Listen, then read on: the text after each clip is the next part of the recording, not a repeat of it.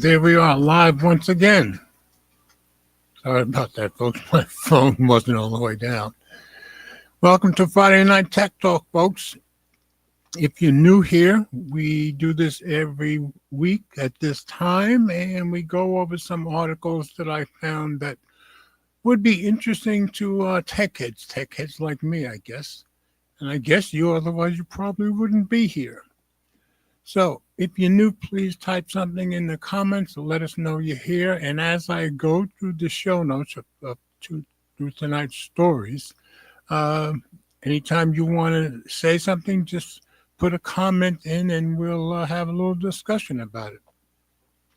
So as I was saying about the show notes, before I do that, lately I've been remembering to let people know which phones I took to work today. So today my main phone was my Pixel 9 Pro that had my main number in it. And because the case is mostly green, I guess you can kind of see through it. And my backup phone was my iPhone 15 Pro Max.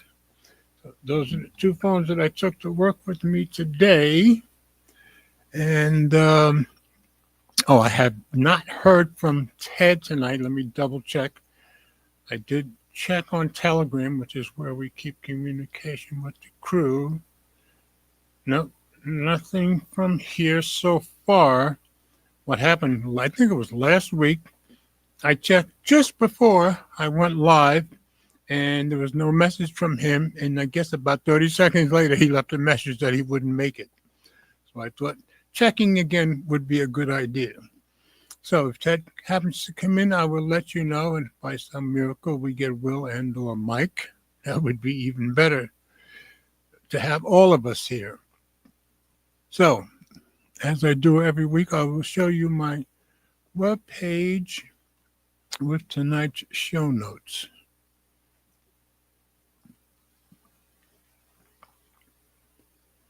So if you want to follow along in the show notes, just go to mobilegeezer.wordpress.com, click on today's date, and you'll get the show notes just for the stories we're going to go over tonight. And as I do every week, I'll give you a little preview while we're here. So there's no huge event that I know of tonight. As I say every week, let me know if I'm wrong about that, but I wasn't aware of anything. So I just pick stories, as I usually do, that I think will be interesting to all of us, but you may not hear everywhere. So hopefully you'll find that interesting. So we're going to start with the phone in this story. AI bots posing as human causing serious concern. Reddit taking steps to verify humanness. I guess I made that word up. I'm not sure. While preserving anonymity. So the bots are pretending to be humans, or fooling people anyway. So we'll go over that first. Very interesting story. And then what I guess was kind of the big deal of the week, 2 days ago, Samsung announced you can now reserve your Galaxy S25 Edge, and you can pre-order it on Monday, this coming Monday. I believe it's at 8 p.m. Eastern time, so that'll be 5 p.m. Pacific time. So the next one down, I said another crypto CEO sentenced to prison. I found that story on The Verge, and it seems like that's becoming a habit now. So anyway, he was the CEO of Celsius, so we'll get to that. And then I have a story. Change your Google keyword type search to more conversational to get much better results with AI, or with AI searches. I gather people were doing searches with AI and they're putting in or saying the things they would say to Google as a keyword. And that doesn't work so well with AI. So this article gives you exactly how you should do it to get much better search results from all your AI. So a pretty good article, I think. Then Google Maps' new feature in the iOS app intends to be more useful, but feels a lot like Microsoft Recall. It gives this guy the privacy chills. And as I was reading the story and what they did in this iOS app for Google Maps, it sounds an awful lot like what Microsoft Recall is doing, which people didn't like a lot. So we'll go over that on Tech Radar. And then our last story, and most of you probably know Amazon has prescriptions now, and you can order your prescriptions through Amazon, but now you and your pet can order prescriptions from Amazon. So I found that story on CNBC.com. And where do you see the picture in that story? It's the cutest thing I've ever seen. So those are the stories we're going to go over. And as I said, if I happen to get Ted in here, I'll let you know. Sometimes when he's still out and about in Dallas, he's in Dallas, so we still have light here in Chattanooga, but he's got light like another hour past us at least. So sometimes when he's out and about, he'll put something in the comments to let us know he's watching. So we'll see. But since there's no other comments, we will go to our first story. As I said, AI bots posing as human causing serious concern. Reddit taking steps to verify humanness while preserving anonymity. So that's on Phone Arena. Let's go take a look.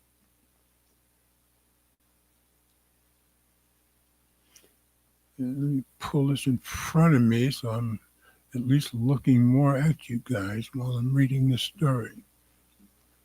Reddit is and me doing that was Ted's idea. He said it looks more professional. I kind of agree with him. Reddit is implementing ways to keep unwelcome AI out of the platform and keep it human. The popular online community is rolling out significant updates to combat AI fraud, but these changes might require you giving up some of your info. So it's a matter of balancing it out with your privacy.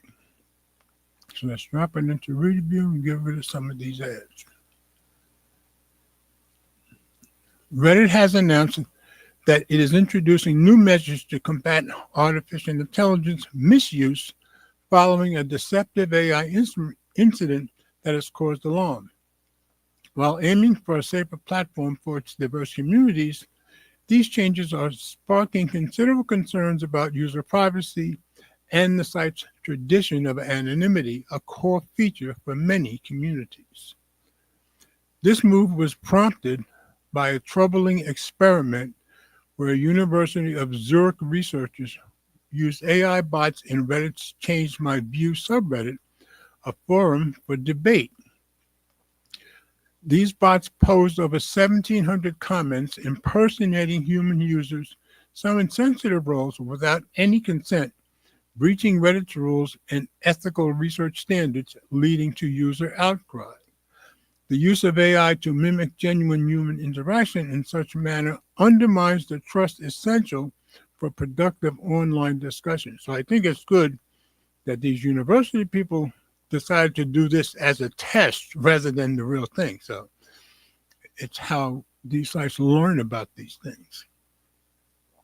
In response, CEO Steve Huffman announced steps to keep Reddit human, involving third-party services to verify users as human. And you can see this is where your privacy might come into question, and in some regions confirm their age. Huffman stated that despite these verifications, Reddit aims to preserve anonymity and does not want users' real names, a complex goal when outside partners are involved in the verification process. That's true. The challenge lies in implementing robust checks without inadvertently collecting more user data than necessary. Unwelcome AI in communities is a serious concern. It is the worry I hear most often these days from users and mods alike. Reddit works because it's human. It's one of the few places online where real people share real opinions. That authenticity is what gives Reddit its value. If we lose trust in that, we lose what makes Reddit Reddit.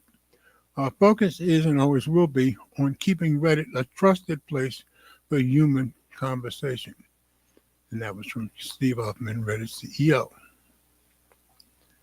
Despite these assurances, many users are concerned because Reddit's anonymity has long been crucial for open discussions on sensitive or controversial matters. That's true, allowing individuals to seek advice or share opinions without fear of real-world reprisal. In other words, they don't get doxxed because nobody knows who they are.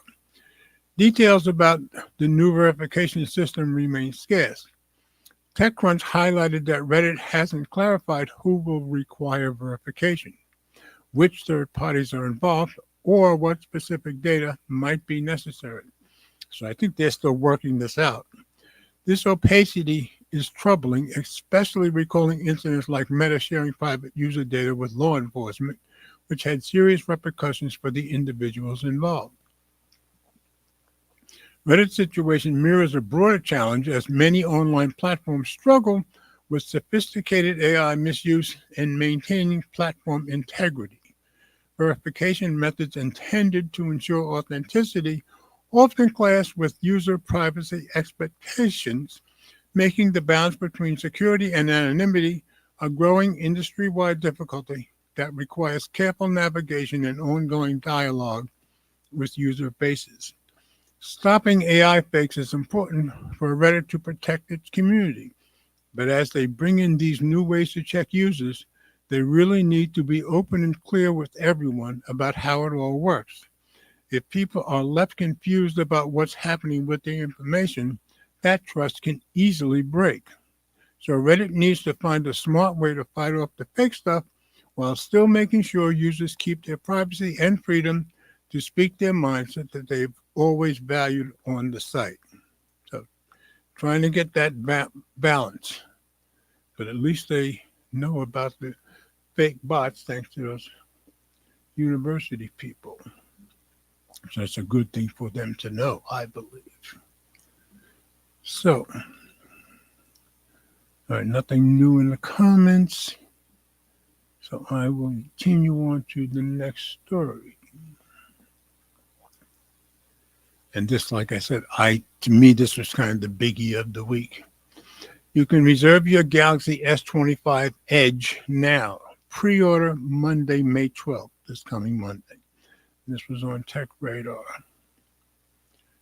Ready for the Samsung Galaxy S25 Edge? You can actually already get $50 off by Alex Whitelock, published 2 days ago.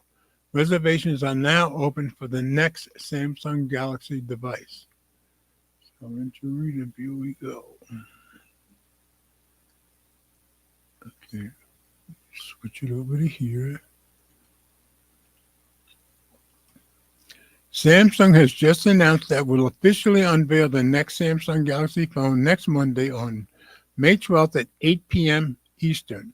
As with other recent releases, you can already register your interest via email to get $50 off a pre-order once they go live. That's pretty standard for Samsung. What is this mystery phone, you may ask? Well, nothing's been confirmed, but there's been other articles since this one came out, so you can go find out what the specs are and stuff. But it's almost certainly going to be the heavily rumored Samsung Galaxy S25 Edge. This will be a new entry into the Galaxy S25 range and is likely to feature a premium slimline design. That's the big deal, the slimness, with comparative specs to the other devices. I've delved into the latest rumors and what to expect below. While nothing is officially confirmed as of writing, we don't have long to wait until we know everything about the device. Generally speaking, pre-orders for Samsung devices go live on the same day after the new release is officially presented. That's true. If you reserve today, and this was yesterday, I believe, or 2 days ago, you'll sign up for further notifications, guarantee a pre-order, and get a $50 off the device once they're available. Keep in mind, just because you sign up, that doesn't mean you have any obligation to buy the phone, because I've done that many times and not bought the phone. This saving will be exclusive to the reservation campaign and stack on top of the other various pre-order bonuses, which could be trade-in rebates of up to $1,000 off or free accessories like earbuds, cases, and chargers. Either way, it's worth signing up if you're interested since it's free. That's true. There's no obligation there. What are the latest rumors? The most recent Galaxy S25 Edge rumors suggest that the device will be just 5.85 millimeters thick and weigh just 163 grams, which would line up with what we expect from an Edge device. The phone is also said to feature a titanium frame, a 6.7-inch 120 Hz AMOLED display, and a Snapdragon 8 Elite chipset under the hood, which are comparable specs to the other devices in the range.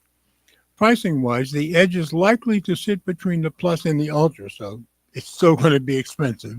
So it's definitely going to be a premium model like the original Edge phones back in the day.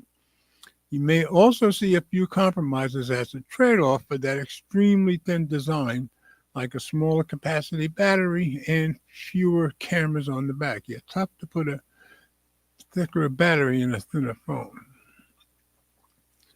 We'll have to see exactly what Samsung has in store next week, however. So, just wanted to make you guys aware, as of Monday, if you're excited about the Samsung Galaxy Edge, you'll be able to see it then. Keep in mind, it's 8 o'clock Eastern, so that's 5 o'clock Pacific. So anything, okay. And Brian's in here. Welcome, Brian. Glad to have you here, brother. As usual, I've only been through 2 stories. I went through a Reddit story about AI bots pretending to be human. Pretty interesting story. And you know where to go look up the notes. And then I've just done this Galaxy S25 Edge story, with that coming out on or being announced officially on Monday. So you haven't missed much. And Elma says hi, and nothing else in the comments. So we will go on. And I just said, another crypto CEO sentenced to prison. Found this story on The Verge. Something about these people with this crypto stuff. Seems to be an awful lot of crooks involved. Celsius founder Alex Mashinsky sentenced to 12 years in prison. Mashinsky pleaded guilty to 2 counts of fraud linked to the collapse of the crypto lending firm.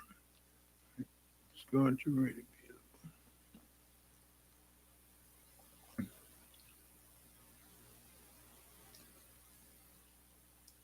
Alex Mashinsky, the founder and former CEO of the collapsed cryptocurrency lending firm Celsius, has been sentenced to 12 years in prison for fraud that led to billions in losses.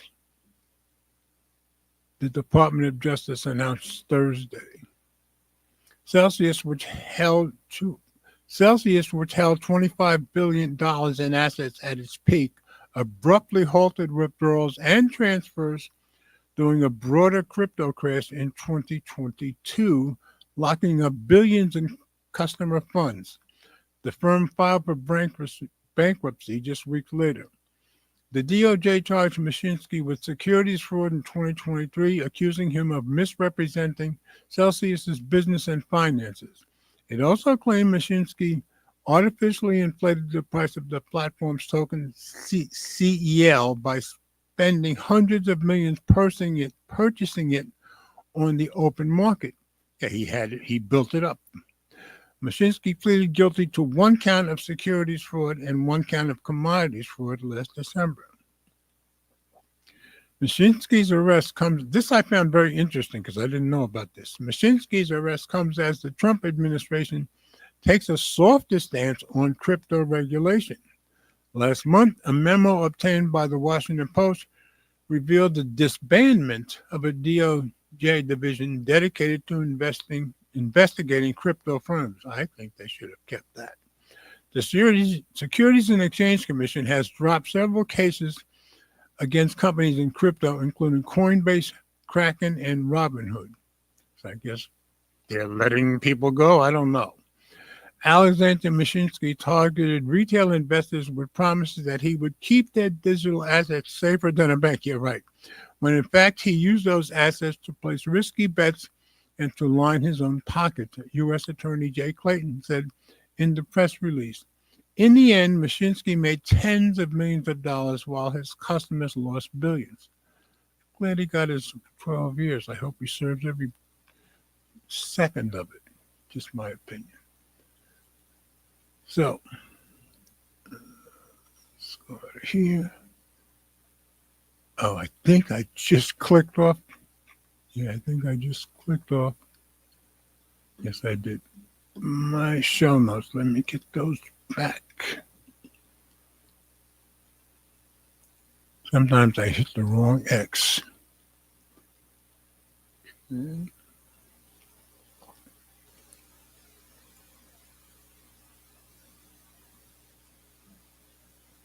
All right, got my notes back.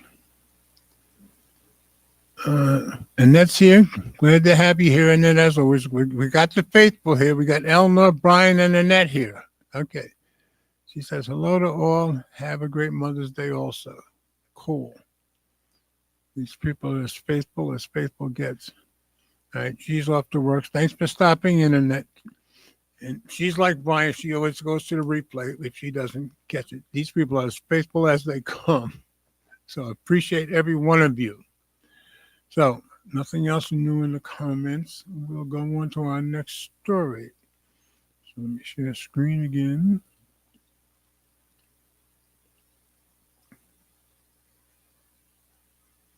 Okay. Oops.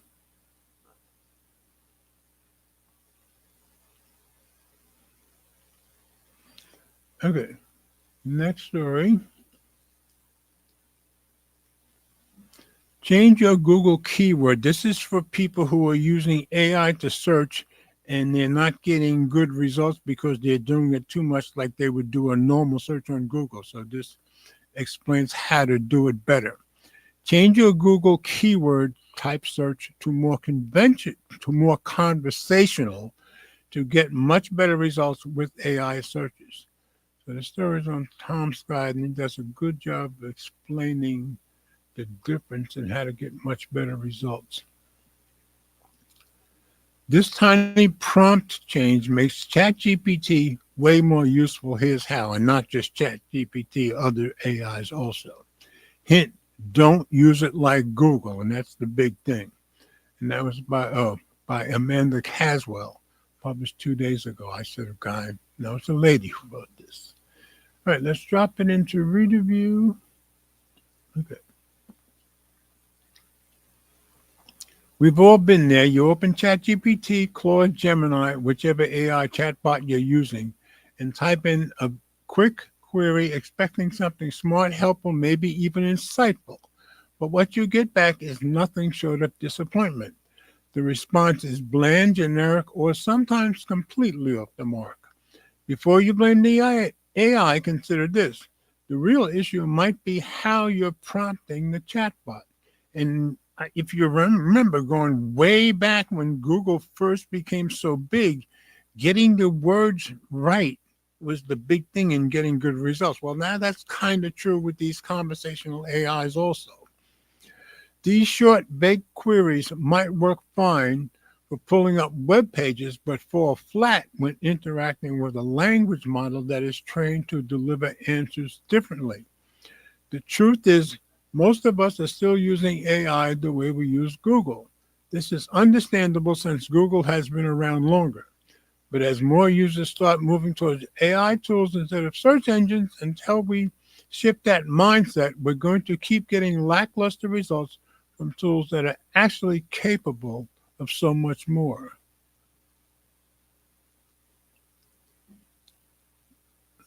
Okay. Here's how to get the results you want with one simple change: the search habits we must shake. For decades, we've trained ourselves to think in keywords, and this is the key to this whole thing. We've Googled best travel backpacks, how to ask for a raise, and easy pasta recipes. While these shorthand phrases work fine for a search engine that pulls from index pages, modern AI tools don't search the web in the same way as Google. So the thing to think about is think about it as a conversation.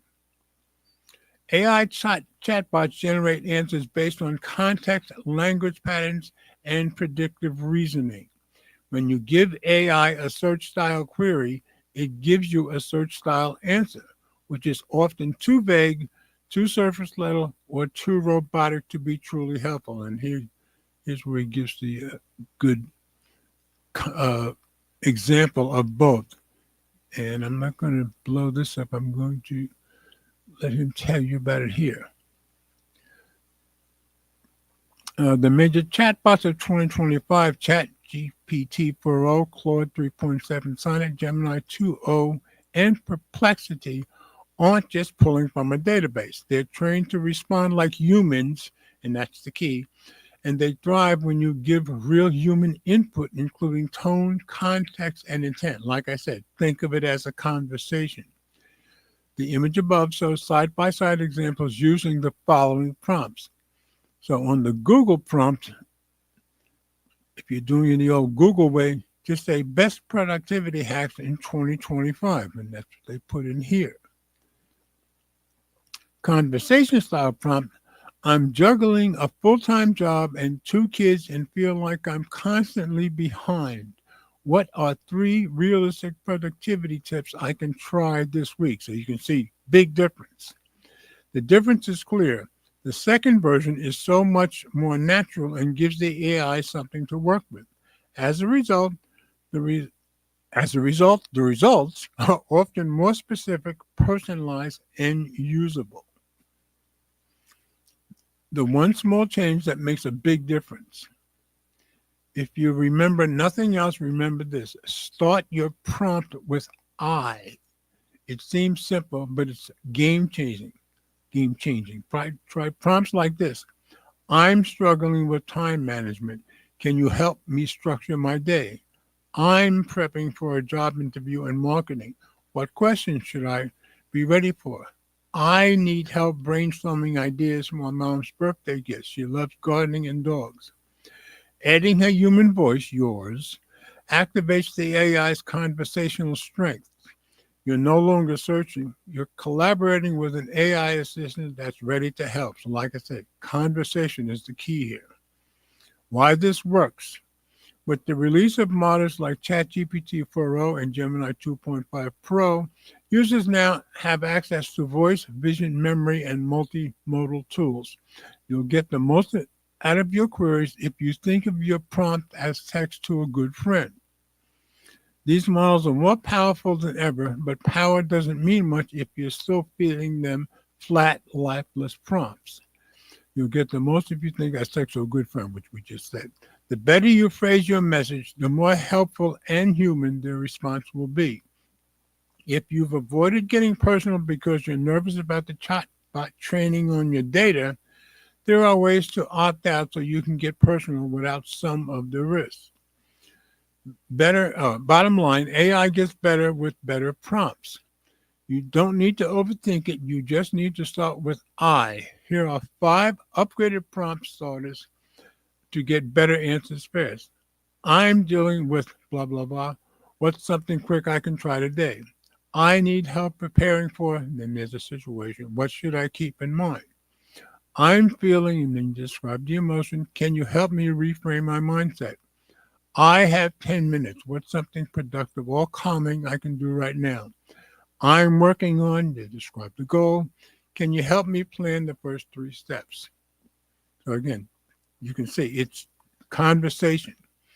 Chatbots aren't mind readers, but they are excellent conversationalists when you treat them like one. As chatbots integrate more into search, keep this in mind. Next time you open your favorite AI chatbot and enter a query, try ditching the keyword search and talking like a human instead. Very good advice. Now, of course, you guys probably know I tend to go with Gemini a lot. So I like that one quite a bit, and it seems to work just great for me. So I think that's a very good article for people, especially for people who are just starting to use AIs. And Brian being as faithful as Brian always is. Thank you very much. I really appreciate it as always. Okay. Down to the next story. Somebody think I need a sip of Coke. This is the original Coke, but they've got this new label, Homies. It's the OG Coke. Very interesting. It says Homies on it. Now, let me get a quick sip here.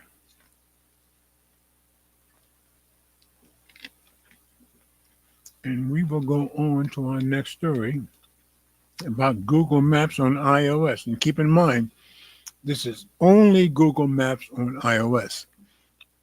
Google Maps' new feature in the iOS app intends to be more useful, but, and I wrote this, feels a lot like Microsoft Recall. And a lot of people were bothered by how Recall was copying everything.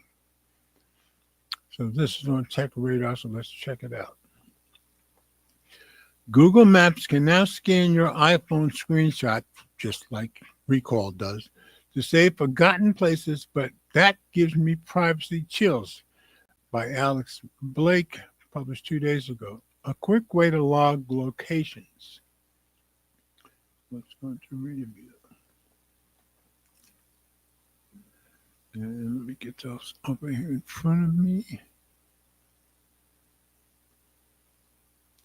If you frequently find yourself screenshotting locations and then looking them up afterwards, there's a new feature in the Google Maps iOS app that could help save you time.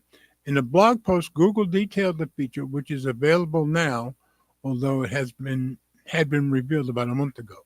The feature sees Google use its own Gemini artificial intelligence to scan your screenshots and add any locations mentioned in the images to a new private list in Google Maps.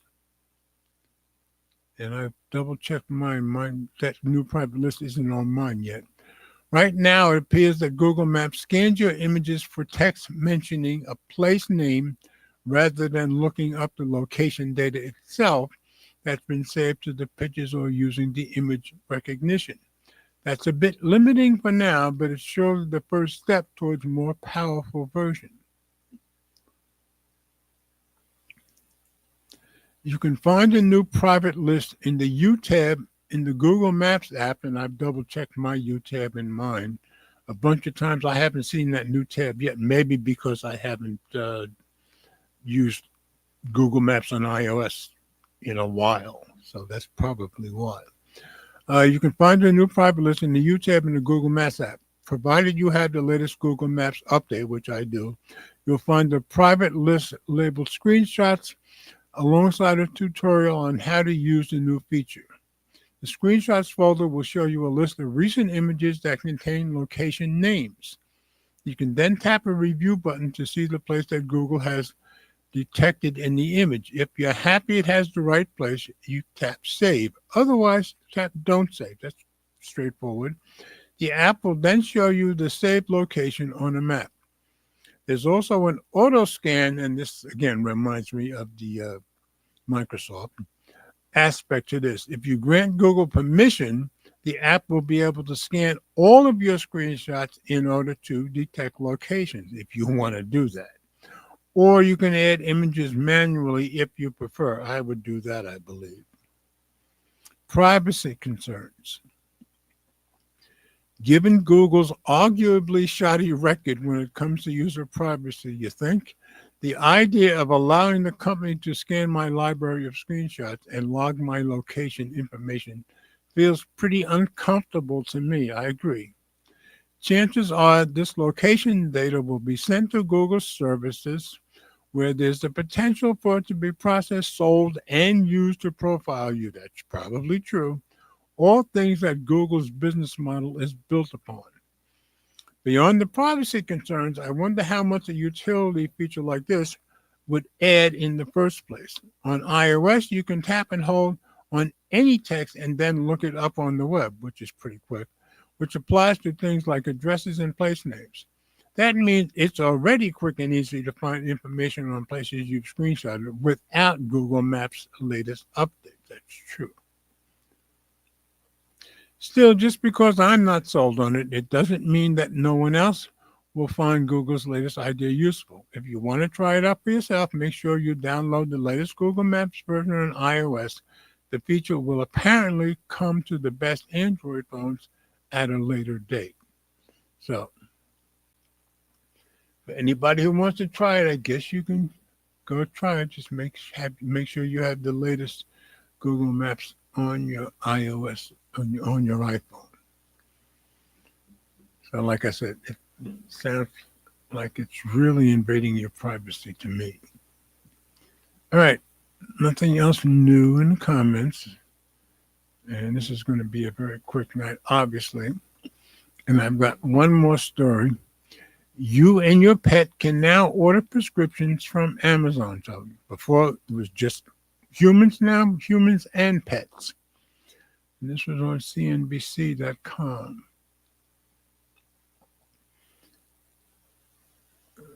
Let me bring this over here in front of me. Okay. Amazon adds pet prescriptions, expanding online pharmacy offerings. And this was from yesterday, written by Annie Palmer. Let's drop it into reader view. Look at that. Remember I said that picture is perfect. Cutest dog, and I love the way the dog is standing on the box. I think the whole article is worth that picture. I just was struck by it as soon as I saw it. Amazon said Thursday that it's allowing pet owners to order prescriptions online for their dogs and cats through a partnership with online pet pharmacy VetSource. In a blog post, Amazon said it has added hundreds of commonly prescribed pet medications to its U.S. site, ranging from flea and tick solutions to treatments for chronic conditions. Prescriptions are purchased via Amazon storefront and must be approved by a veterinarian. VetSource will oversee the dispensing and delivery of medications, Amazon said, adding that items are typically delivered within 2 to 6 days. Amazon launched a digital drugstore in 2020 with the added perk of discounts and free delivery for Prime members. This company has been working to speed up prescription shipments over the past year, bringing same-day delivery to a handful of U.S. cities. Last October, Amazon set a goal to make speedy medicine delivery available in nearly half of the U.S. in 2025. When I first saw that they had prescriptions available, I thought it was a good idea, but being as healthy as I am, I almost never needed one, so I probably will never use it. The new pet medication offerings puts Amazon into more direct competition with online pet pharmacy Chewy, as well as Walmart, which offers pet prescription delivery. I didn't even know that. Amazon Pharmacy is part of the company's growing stable of healthcare offerings, which also includes One Medical, the primary care provider it acquired for roughly $3.9 billion in July 2022. Amazon's online pharmacy was born out of the company's 2018 acquisition of online pharmacy PillPack. So I just thought it was real interesting that not only can you get your prescriptions, you can get your pet's prescriptions through Amazon also now. So I thought that was a pretty good story. So that's all the stories I have for today, folks. And as I often forget to do, this is where if you want to put something in the comments and have a discussion, this is your chance to do it. I try to remember to make sure I let you people know about that and give you a chance to type something in if you want to type something in. So, otherwise, that's going to be it for tonight. Let me stop screen here. So, thanks to everybody who came in tonight, and a happy Mother's Day for all you mothers out there. I hope you have a great day on Sunday. And anybody else?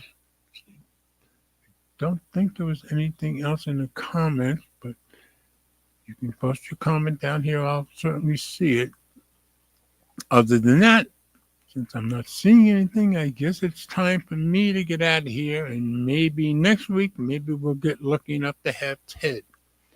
So I hope everybody has a very blessed weekend and a great week. And again, mothers, have a wonderful Mother's Day. And let's always remember we all do better when we love each other. So I will see you next week, folks. Thanks for coming in.